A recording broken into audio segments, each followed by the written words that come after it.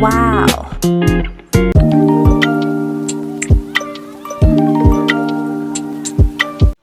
Isa na namang misis ang napasaya ng mapagmahal na mister. Wow! Ang daming ng mga post ngayon tungkol sa 13 month. Kaya naisip ko, kaya siguro nagka-ideya yung asawa kong bigyan din ako. Ito nga, at sinurpresa pa ako ng bagong phone at naipasobre pa. Naiyak ako nung binasa ko yung message niya na sinulat niya sa maliit na papel.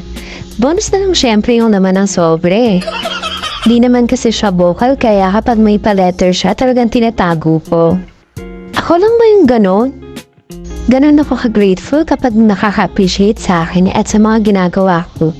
Kasi, para sa akin, blessing ay hindi nasusukat sa halaga ng pera na meron ka, kundi sa mga taong nagmamahal at nakikita ang tunay mong halaga.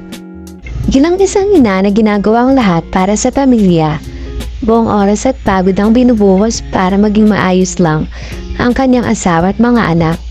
Masarap sa pakiramdam na paminsan-minsan ay nakikita din ang halaga ng lahat ng sakripisyo na binibigay mo. Kaya nagpapasalamat ako sa Diyos dahil binigyan ako ng asawa na nakikita ang halaga ko. At alam kong magiging katuwang sa buhay sa hirap at kinhawa. Kaya ang hiling ko rin, sana lahat ng makakamanood ng video na to ay maging masaya.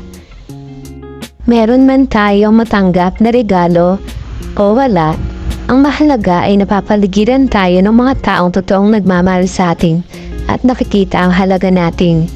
Ito na ang pinakamagandang blessing na pwede nating matanggap ngayong Pasko.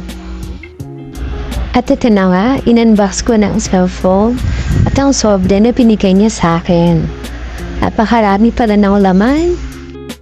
Sobrang talaga akong na-surprise nung inabot niya sa akin to. Hindi ko talaga inaasahan na meron pala siyang pa-surprise sa akin. Nagtanong lang naman ako sa kanya kung kailan kami mamimili.